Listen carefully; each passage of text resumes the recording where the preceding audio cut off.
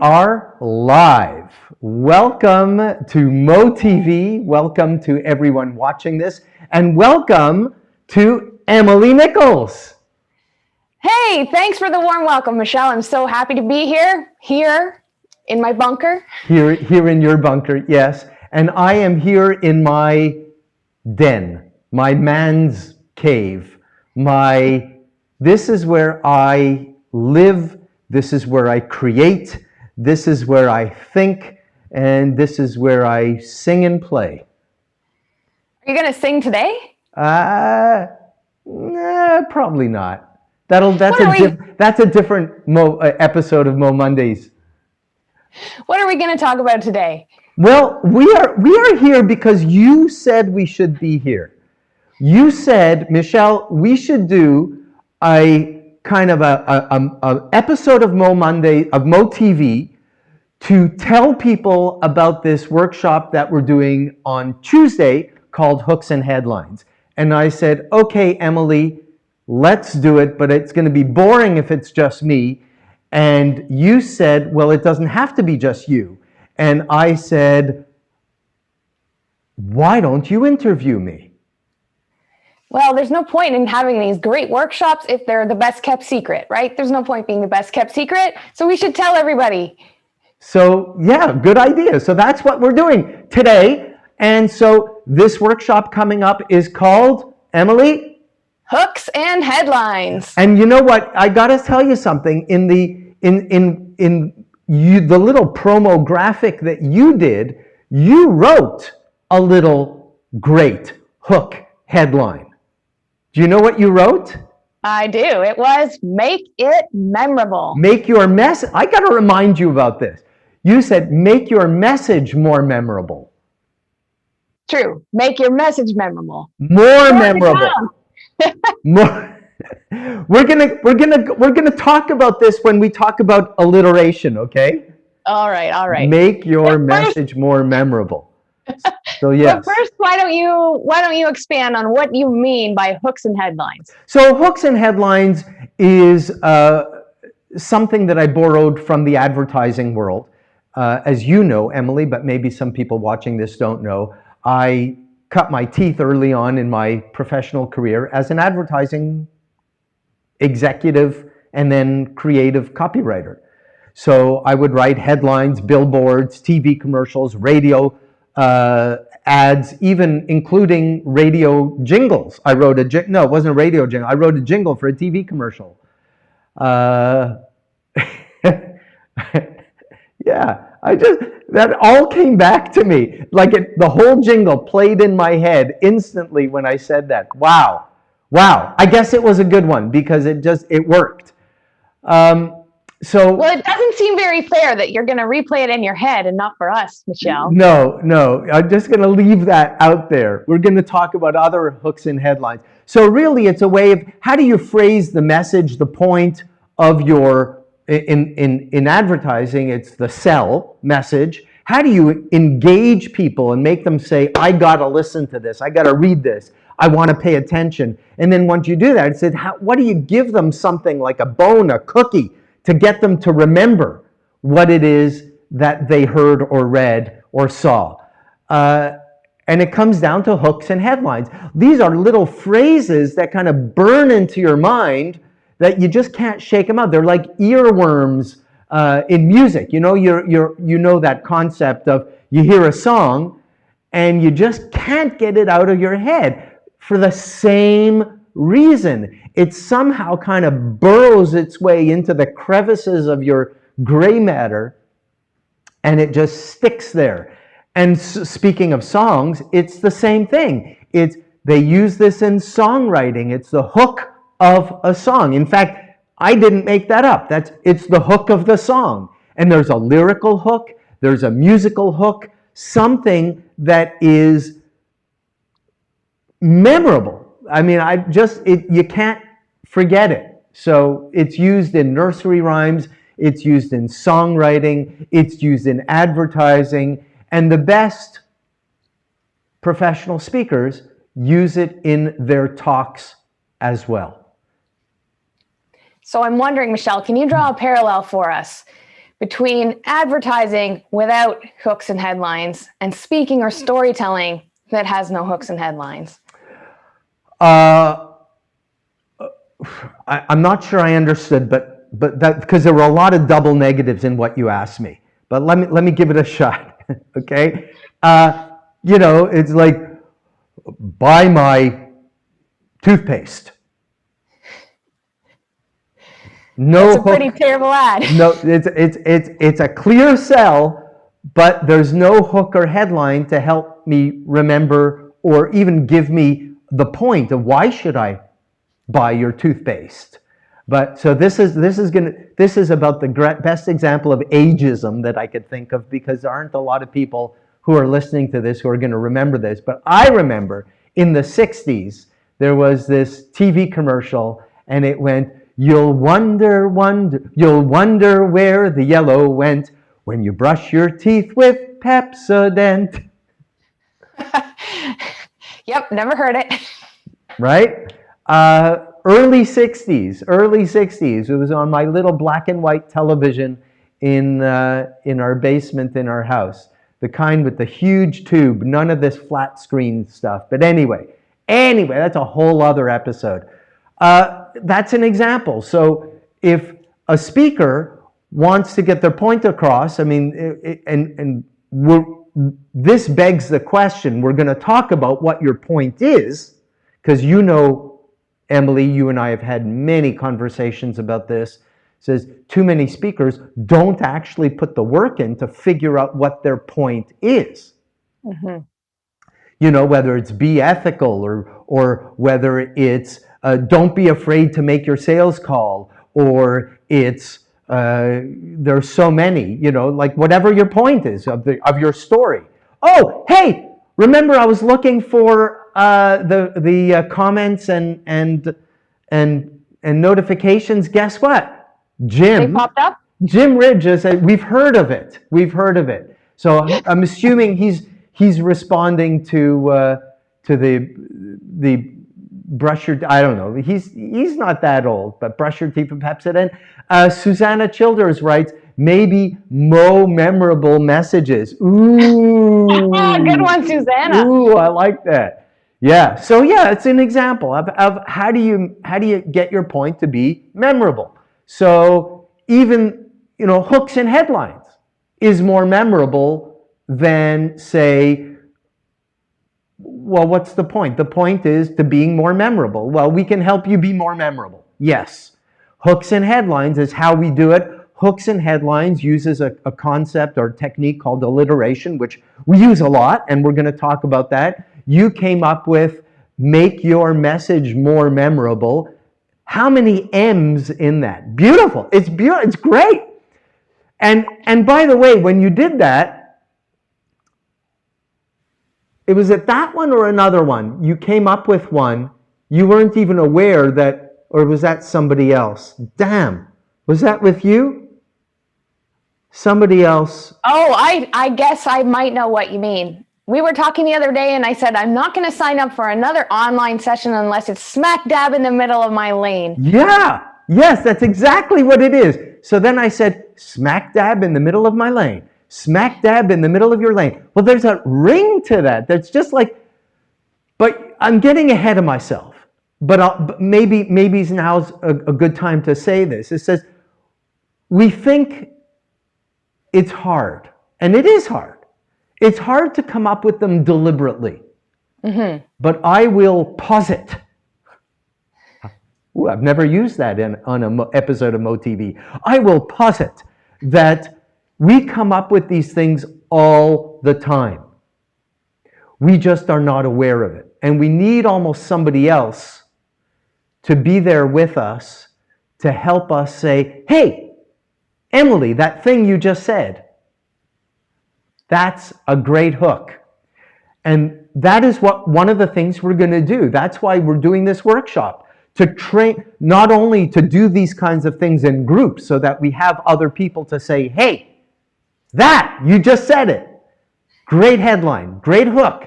Maybe there's an idea, because they come out of our mouths and they come out so easily and so effortlessly. we're not even aware we just said something brilliant. By the way, that is why in advertising, it's common to pair up the copywriter and the art director or the, whoever's working on the script and the visuals or whatever. So go into a room with a beer fridge. Actually, that's how we used to. They don't do that anymore. Now it's cleaned up. But anyway, go into your office with a beer fridge, stay till midnight, and come up with something. Two heads are better than one. Why? Because you need somebody to say, hey, what you just said, that was good. I think we could work with it. Songwriting, we have this feeling that songwriters toil away on their own, and still a lot of people do that. That's true. But in Nashville, songwriting capital of the world, it's not uncommon to have 4, 5, 6 people in the room together just brainstorming how to shape the song. And it'll often start with just a hook. And when I do my songwriting, I'll work with people. I love co-writing. And I'll just say, I came up with a hook, but I don't know what to do with it. Or I think it's a hook. And, we work on it. We develop it that way. But they don't just come out of thin air, right? I mean, I was amazed when I got your last newsletter that honestly, I kind of felt like maybe you had given away the whole workshop right there in the newsletter, because you have specific techniques for coming up with these hooks and headlines. Yes. And I think that's really amazing value to get all that information ahead of time, because then we can use the precious workshop time to really brainstorm in those 2s and 3s so that we can actually come up with some real hooks and headlines for our own material. Yeah, so and we're going to expand on that. We're going to use. So thank you for saying that, Emily. Yes, that was a not so subtle plug to sign up to the newsletter, but a legitimate plug. Thank you for saying that. Sign up to the newsletter, because I've discovered that it's just better to give most of it away. That's how I really want to help people get good at this. I just want to help people get good at this. And if they want to get even better at it, then come to the workshop. If they want to get good at it in an easier way, then come to the workshop. We're going to have a blast. It's going to be fun. Yeah, somebody just, I need my glasses to see. There isn't this enlarge. Rael Weinberg says, I think it was, I wonder where the dullness net went when you brush your teeth with Pepsodent. You know what? That could be another. Google it and get back to us, because we could have this discussion about it. One of us could be a variation of the commercial when they realize. Well, by the way, incidentally, did you know that a hit song came out of that TV commercial? Come on. I swear. Again, look it up on the internet. The jingle was so popular that they commissioned an artist to come up with a song about it. Wow. Well, let's say someone did twist it. That's one of your techniques, is it not? Twist a well-known. So yeah, well, if you want to go in order, the simplest way to, and always let's come back to what is your point, but we'll come back to that later. If you're going to write a hook or headline around your point, it kind of begs the question, well, what is your point? And I've developed a certain technique for helping people come up with their point. And that's what we're going to do in the first half of the workshop. Well, once you know what your point is, you might say, oh my God, that's a lot like a proverb or a saying that is already out there. Like a stitch in time saves 9, like birds of a feather flock together. What's one of your favorite proverbs, Emily? I don't know. We were talking about birds. I thought you were going to say a bird in the hand is worth 2 in the bush. Yeah, well, okay. That's a great one. A bird in the hand is worth 2 in the bush. So let's say you're going to tell a story, and the point of your story is that you value what you have, because you're not sure if you move away from it, if that's a sure thing or not. So value what you have. Well, then why not sprinkle your talk with that very saying? A bird in the hand, worth more than two in the bush. And everybody in the audience is going to get it. Now, it's not very original, but it works. It's what I call borrowed wisdom. You can do that. Now, the second one is where we could get fun with it, because the second one is what I call twisted wisdom. Now, let's say it's hard to come up with examples because everything is so tailored to the specific story. But let's say in your story, you talk about, you talk about how people like to get together and complain a lot, and that it's not good to get together with people who complain because then it turns into a whole bitch session, right? Sure. Well, and that's not helpful, it's not positive, it's not fun, it's not useful, and it doesn't help you get you off your, off that negativity. So Sure. you could say, birds of a feather bitch together. Okay. And all of a sudden, so that's what I call twisted wisdom. Everybody gets it. We understand what you mean, and I've only changed one word. And then I make it mine, I make it unique, and in fact, I make it even more memorable because I've made that one little change. And it relates to my story. That's the key. I'm always going to come back to it. Relates to my story. Now, a simple rhyme. We're going to go on to another technique. A simple rhyme. A simple rhyme is a simple rhyme. Like, you'll wonder where the yellow went when you brush your teeth with Pepsodent. Or, what was a simple rhyme? Give me an example. Well, you said earlier, a stitch in time saves nine. It's not quite a perfect rhyme, but it has that element. Yeah, well, that's what you call a near rhyme, and that's fine. That's fine. So you could, this morning, I was listening to the news. On the news, I can't remember her last name, Jacinta from New Zealand, the Prime Minister of New Zealand. Yes. Okay? And she's talking about this new outbreak. 16 people were infected, and she came in, and she has got to reassure the population. On the radio, she says, well, as you know, it grows before it slows. Oh. And I thought to myself, ding, ding, ding, ding, ding.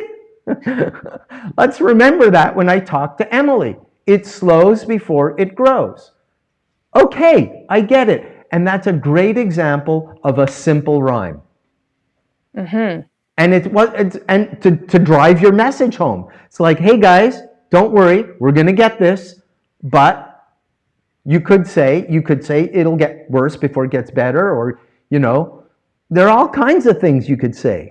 Now, that's another technique, but rhyme. But be careful with rhyming, because then it could get cutesy. Yeah. Right? Should we ever go for cutesy over clear? I mean, clever. Something so clever you just really want to keep it, but it's not quite clear. Well, we've had this conversation, so that's a very good question that you've led me into, because you know the answer to this, and Sure I will always say, always, clear over clever. If you have a choice between clear and clever, pick clear. And that in itself is kind of a hook or headline. It's wrapped in something that's got a bit of alliteration in it. Clear, clever, two C words. Yeah. If you have a choice between I'll never forget that here's the danger with being overly clever. I remember going to a networking event a long time ago, and this chiropractor was giving his 60-second infomercial, And he said, we turn your ouches into ahs. And I thought, okay, it's memorable, but I don't know if it's appropriate for you. You know, is that really how you want to be remembered? Okay, but I don't know. Maybe, you know, if you walk into his office and have little children-y thing posted all over the wall, that's good. But you get the idea. Choice between clever and clear. If you have to pick one, pick clear. If you could do both, great. And by the way, that's true in advertising as well. You don't want to confuse your buyer.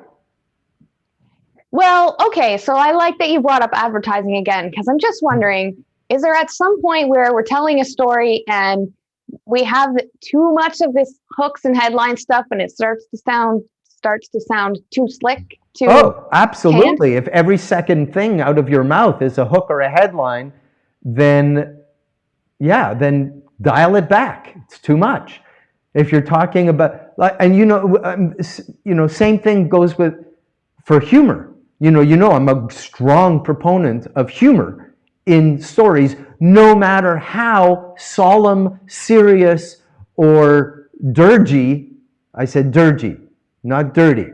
Dirgy, your story is. You know, if my mother could tell a story about Auschwitz and get people to laugh, then anybody could insert humor. But same thing, if every third sentence or every second sentence is a laugh when we're talking about Auschwitz and there's no room for people to get the solemn point, same thing with hook. If everything is a hook or a headline, it's too much. It's too much. Everything in moderation. You got it. My mom told me that lots of times. Yeah. But, so what, did we talk about alliteration yet?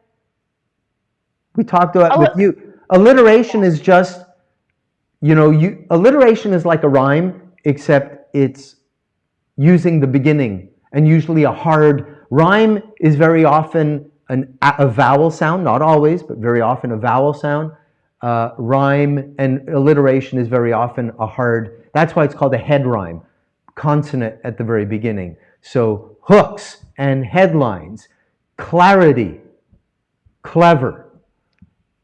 Make your message more memorable. More memorable. More memorable, as somebody said in here. Jim writes, can you chat about here hooks and headlines in social media? Well, social media is just any other communication platform. You want to use it appropriately.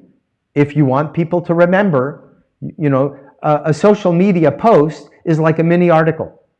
Well, you want to write your article with a title or a headline. Same deal. Good question, Jim. Thank you for asking that. And you have to know what your point is, right? I mean, you're not going to come up with a good social media post. Like, there's so much blah, blah, blah, but you have to have a point. What's your point? And so the first half of the workshop is all about figuring out what your point is. Now, your point is either going to be cautionary, like, don't count your chickens before they hatch, or it's going to be do this to get the positive result.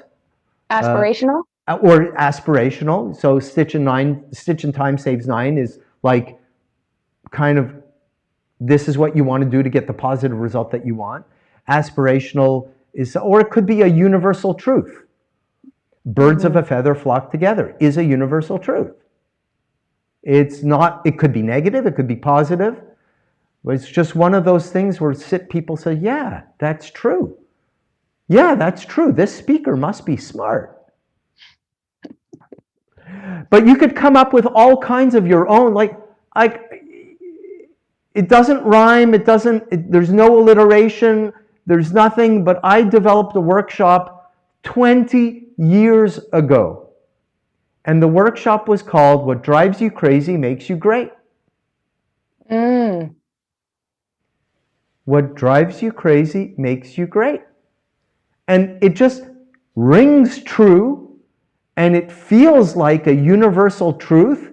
And I tell you, people still come up to me and say, "Oh, you know that workshop you did." Now they don't always get it right. You know that thing, it drives you up a wall. Is your genius or whatever? Like they don't get it right, but they remember the point. Right. What drives you crazy makes you great workshop, by the way. I still give it. So then there's, the rule of three, and the rule of three. It's, good things come in three. Liberté, égalité, fraternité. We've got, that's the slogan for France. Every flag in the world, that's not true. Most flags in the world have three colors or three elements, red, white, and blue. The Canadian flag's two colors, but three dominant elements.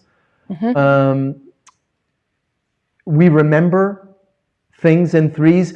It's used in comedy. Set up punchline is a pattern of three, always a pattern of three. We need that because our brains work in patterns. So rule of three, if you could narrow your point of your talk to three things. Like a 3-step process? It could be, well, if you could do a 3-step process and then have one word for each of those steps to help people remember. Yeah. Oh, Jim. Well, I love Jim. Can I say I love Jim? Sure. I love Jim. Jim just wrote in the comments, Barb loved that workshop because I did that workshop at Mind Camp and Barb was in it. And yeah, she loved that mind. Thank you. Oh, that's pretty cool. Yeah, so rule of three. Rule of three is just narrowing it down to three things. And the shorter, the better. Now, does it have to be three? No. Don't remember the rule of 1 and 2. What if you could narrow it down to just one thing? And you say that. Think how powerful that is when you just come down to one thing. Right. And you had kind of that one thing in your talk, if I remember correctly. Which talk? The talk about seeing your grandfather. Oh, yes. Yes, it all comes down to one thing. The best thing you can do to connect with another human is say their name. Say their name. And what was that one thing you kept saying over and over again when he'd say, Emily. Hello, Emily. Emily. Hello, Emily. That was good. Hello, Emily. And then you don't, you know what, that's a whole lot, that's kind of like what it actually fits more in the triggers and metaphors. Okay. Because it's not your point, it's not the point itself, but it's a trigger for your point. Right. Really well done. Okay, so that's a whole other comment. But the rule of 1 and 2, don't think you need to be tied to having 3. You could be 1, it could be 2, it could be 4, it could be 5. If you could, but there are all kinds of things you could play with. If it's more than 3, then maybe you have an acronym or a saying that, what's that thing that you use to help yourself remember? You turn it into a... I can't remember. There's a phrase, there's a name for it. Somebody on this call, it's not a mathematopoeia. That's when the babbling brook, that's something different. And I can't remember what that word is either.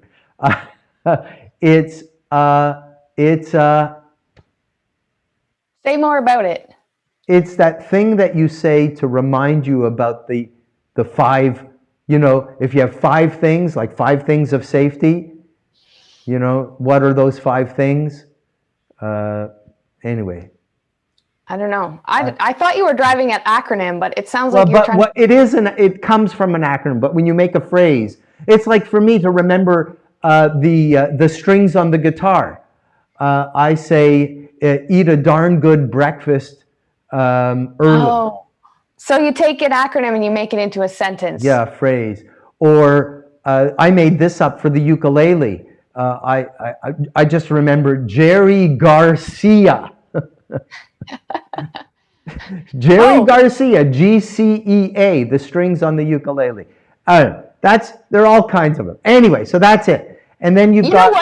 You know what, Michelle, though, that idea where you take the acronym and you make it into the sentence. A mnemonic. Mnemonic. Thank you, Susanna. Susanna just wrote a mnemonic. That's right. Susanna Childers. Perfect. Thank you. A mnemonic. Starts with an M, pronounced mnemonic. All right. Right. Yes. And the neurolinguists call it chunking. So if you have an acronym that's 5 things, but you can turn it into a sentence, then it goes into your brain as one thing, and it leaves more slots open in your brain to remember other things. So you make the small chunks into bigger chunks. And yeah, I read that in a book about neurolinguistics, I think. Oh, wow. Thank you. Yeah, you're welcome. You see, there's a reason I had you on this show. Thank you. I know. No, I love that. I love that. I didn't know the science behind it. One of my favorites is what I call story jeopardy. Okay. This is hugely powerful, and we're going to spend a lot of time on this in the workshop. Story jeopardy goes like this. You know what the answer is. That's why you're telling the story, because you know the answer. What's the question? What's your question? Oh my God. You would have to put me on the spot. Depends for which talk. I don't often start with questions, but I've heard it when it's done well, it's great. Unfortunately, most speakers don't do it well.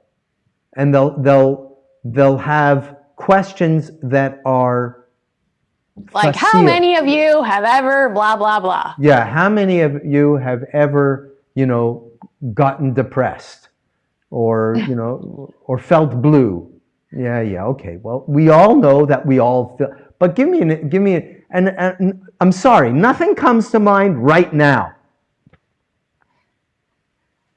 Well, I don't know. I kind of like, what's your point? Oh, did I? That's right. That's right. That's mine. Oh, did I say that I knew there was a reason we had you on the show?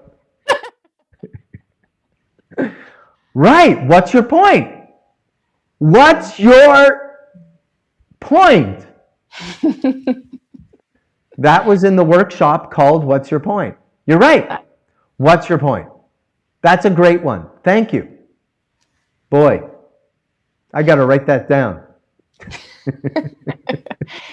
All right, you got a couple more, right? Triggers and metaphors? Triggers and metaphors. Well, we talked about triggers and metaphors. That's where, if your story, it's not the point itself, but it's a trigger for the point. So the best example I could think of right now is Hello, Emily, because it's a trigger for the name being the most important thing. So, but it could be anything. It could be, I was walking down the street and I slipped, and then I wasn't looking or whatever, no, that's a dumb idea. Michelle, don't make things up like right.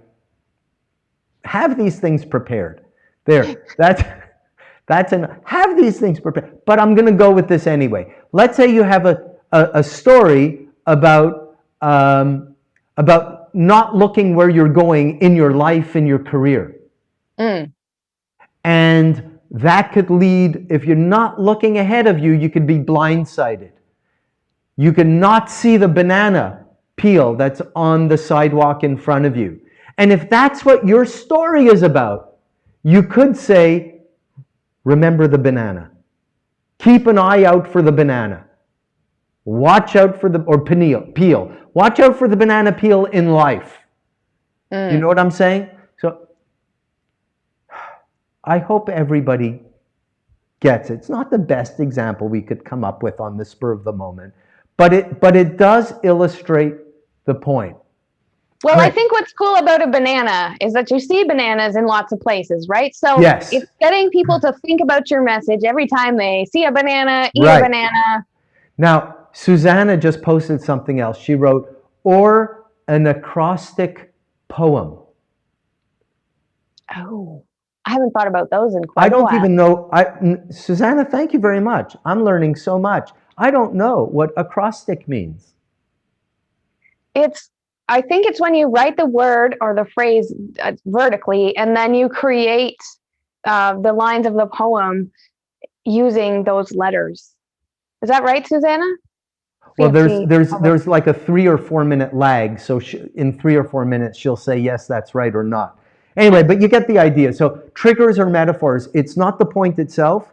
It's a trigger for your point. And if your story uses a metaphor, then your point could be about the metaphor itself, and everybody will remember. So that's it. That's it. Those are. Is that all of them? I think Well, that's all that was in the newsletter, but I think you're keeping one a secret, aren't you? Are you There not? is one more that is used a lot in songwriting. It's used a lot in speech writing as well. And it's the least clever of all of them. It's the least overtly clever of all of them. And yet it has the power to be the most powerful. Can you say that? The power to be the most powerful? The most memorable. Yeah. And interestingly enough, we're going to have a songwriter, or a couple of songwriters, if I call myself a songwriter, in the workshop on Tuesday. So it'll be very interesting to get his take on this. But yeah, I teach this in the performance workshop that we sometimes do. Mm-hmm. But it's especially relevant in the hooks and headlines. It doesn't have to rhyme, doesn't have to have an alliteration, doesn't have to have a fancy acronym, doesn't have to have any of those things if it has this one thing. This one thing. Okay, well, we'll have to wait until Tuesday to find out. But if people want to join the workshop, Michelle, where should they look? Well, that's easy. They go to momondays.com/ I said that's easy. I think it's motraining. momondays.com/ motraining. And or they could go to neray.com/ storytelling. Either one of those. Or they could go to the Facebook page about this workshop, because I created an event for it, and click on that, which takes you to that. Or I know if you give people too many choices, see that's a point. Too many choices, no action. Mm-hmm. Did you get that? Too many choices, no action. But I'm going to give you one more because I'm excited about this, and that we just launched a private community using an amazing platform specifically for this, and you'll find it at community.momondays.com. communities.momondays.com. We are currently just in the beta stage of developing it, so we're building content. It's currently a private group, but if you've heard this URL and it intrigues you and you want to be part of it, and then go to community.momondays.com. You'll see that it's promoted there as well. And in fact, from now on, we're going to do a meet and greet on Monday. Can I say this? I'm promoting something else as well. Too many choices, no action. Tough, Michelle. I'm doing it. We're going to do, I haven't even posted this yet anywhere, but we're going to do a meet and greet within that social media, that private community, a meet and greet on Monday. So I'm excited about that. Probably I'll create that right after I stop there. But yeah, the easiest place, back to this, momondays.com/ motraining, and you'll see the link to sign up. And you know, Emily, you always are on my back in a good way, and I love you. And you're always saying, Michelle, your training is too cheap. Your training is too cheap. Your training is too cheap. Well, yes, I know. I'm about to sound like crazy Eddie Carpets. I don't know, I'm giving it away. It's like so cheap. You can buy 5 seats and just get 5 times the value. No, you know what? And if you act now, you know what? It's a price point that I know people are comfortable with. And what I have found is that if you make the price too high, then you got to work way harder to justify it. I know how much value there is in these workshops. No fancy tricks, no coupon codes. That's it. You're interested, just do it. I think it's $57, and it's 3 hours. You know, it's like, and half of it is first half is going to be on helping you figure out what the point of your story is. And then the second half. We should bring a story. That's what you mean, right? You want everyone to bring a story. Yeah, bring a story. Bring a story. And it doesn't have to be fleshed out. I'm not going to ask you to recite your story. You're not going to have to perform it. But I want you to know what your story is about. If you know what your story is about, we can work out what your core message is about. And when we know what your point is, then we can get the hooks and headlines. Exactly. And that's the process. What's your story? What's your point? What's your hook and headline? Wow, did you get that? Did you hear what I just said? What's your point? Make it memorable. Yeah. So I have a bit of an advantage having been a professional copywriter. I've trained my brain to hear myself say these things. I don't sit down and say, now I'm going to come up with a hook and a headline. I don't do that. Well, I do. I did. That was my job. That was my job. That when I was writing advertising hooks and headlines, that was my job. That's what I would do. So I would do that. But I got to tell you, 9 times out of 10, I just said it. You say it when you speak to. That's why I tell people the best thing you can do is tell your story over and over and over again. And chances are some gem will come out. Because it's been my profession for so many years, I've trained myself to hear myself. So it's almost like I have this extra little, ear and voice up here. And when I've said something, I say, Michel, you heard that? Michel, did you hear that? That was good. That was good. Write it down before you forget it. Write it down. Mm-hmm. But if you haven't trained yourself, we need other people to do that for us. And again, that's what this workshop is going to be. All right. But when is it happening? Oh, good question. Tuesday, 7 p.m. Eastern Time. 7 p.m. Eastern Time.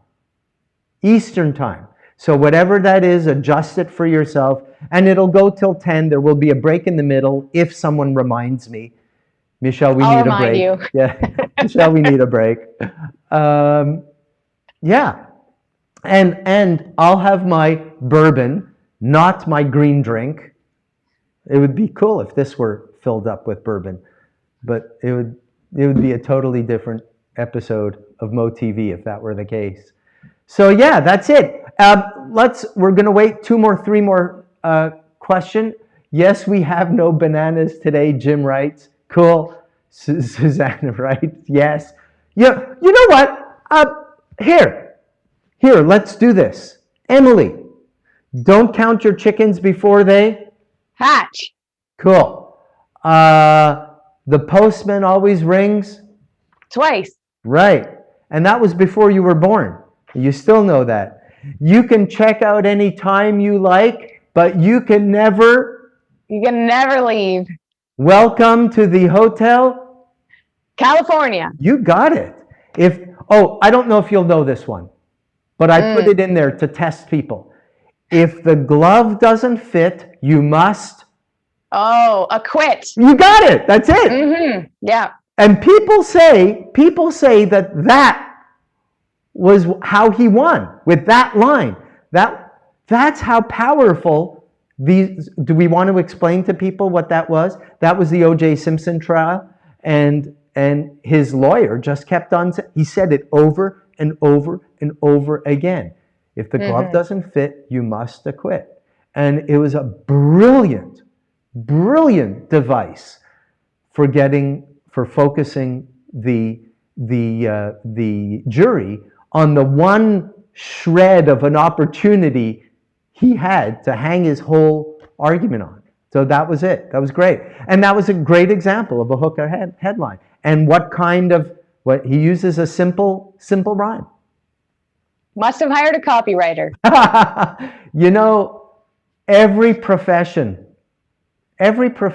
we all do the same thing, and we do it for the same reasons. But anyway, that's a whole other episode. Yeah, I think we're done. Anything else you want to say? I don't think so. I'm just looking forward to the workshop, and it's always great to see such an interesting mix of people from around the world. We separate off into small groups of 2 and 3, and we say that again. That was good. That was good. All right. Well, I want to thank everybody for watching this episode of moTV. This was like a last-minute idea that Emily had. Thank you. And yeah, we should probably do more of these. I like them. Yeah, this was fun. All right. All right. Talk to you later, Michelle.